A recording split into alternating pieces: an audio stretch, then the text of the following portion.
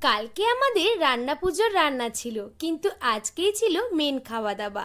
কারণ আজকেই হলো পান্না, যেটাকে তোমরা বলতে পারো অরন্ধন। মানে আজকে আমাদের বাড়িতে কোনো রকম রান্না বান্না হয় না। কালকে যে রান্নাগুলো হয়েছিল সেটাই কিন্তু আজকে সারা দিন ধরে খাওয়া দাওয়া করতে থাকি। তবে এই রান্না শুরুর আগে আমাদের কিছু নিয়ম থাকে। প্রথমেই উনুনের সামনে পান সুপারি দিয়ে ধূপ প্রদীপ জ্বালিয়ে একটা স্বস্তিক চিহ্ন উনানের উপরেই আঁকতে হয়। তারপরে প্রথমেই রান্না করতে হয় মায়ের ভোগের ভাত। সেই জন্য এই সময় কিন্তু কোনো রকম কথাও বলা যায় না। মা কিন্তু খুবই ভক্তি ভরে এই পুজোটা করে নিচ্ছে।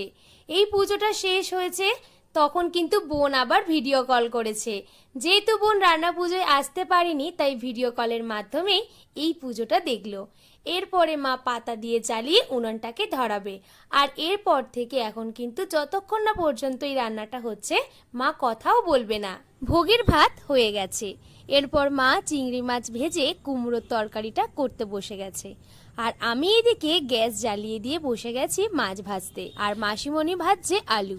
এইভাবে মাসিমণির প্রত্যেকটা সবজি ভাজতে থাকবে, আর আমি ততক্ষণ কাতলা মাছ আর ইলিশ মাছগুলো ভেজে নেব। যেহেতু রান্না পুজোয় অনেক রকমের রান্না হয়, তাই সবাই মিলে হাতাহাতি করলে কাজটা কিন্তু অনেক তাড়াতাড়ি শেষ হয়ে যায়। আমরা তিনজনে মিলে সমস্ত রান্নাটা শেষ করে ফেলেছি। রান্না শেষ হয়ে গেলে উনুনে দিতে হয় 3 বার জল, আর শাঁখও কিন্তু বাজিয়ে নিতে হয়।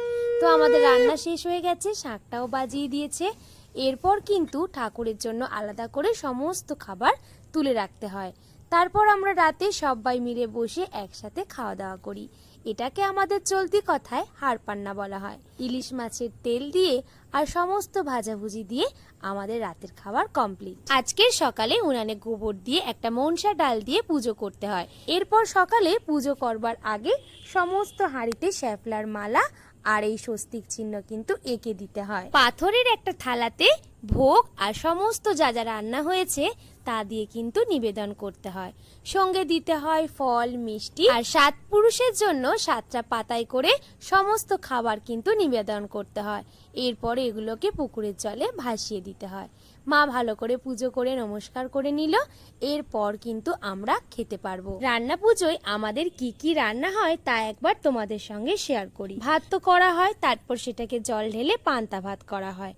আর অনেক রকম ভাজাভুজি থাকে। তার মধ্যে থাকে আলু ভাজা, পটল ভাজা, কুমড়ো ভাজা, কলা ভাজা, বরবটি ভাজা, বেগুন ভাজা, ঢেঁড়স ভাজা, চিচিঙ্গা ও উচ্ছে ভাজা। এ তো গেল শুধু ভাজাভুজি। এর সঙ্গেও থাকে ডাল চচ্চড়ি, মাছের মাথা দিয়ে বাঁধাকপির তরকারি, চিংড়ি মাছ দিয়ে কুমড়োর চচ্চড়ি, কাতলা মাছ ভাজা থাকে, আর থাকে ইলিশ মাছ। ইলিশ মাছটা হলো খুব ইম্পর্টেন্ট।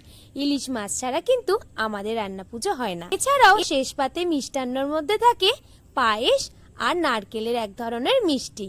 রান্না পুজোর সমস্ত কিছুই কিন্তু তোমাদের সঙ্গে শেয়ার করলাম। যদি আমার এই ভিডিওটা তোমাদের ভালো লেগে থাকে, তাহলে অবশ্যই কিন্তু তোমরা লাইক, কমেন্ট আর শেয়ার করবে।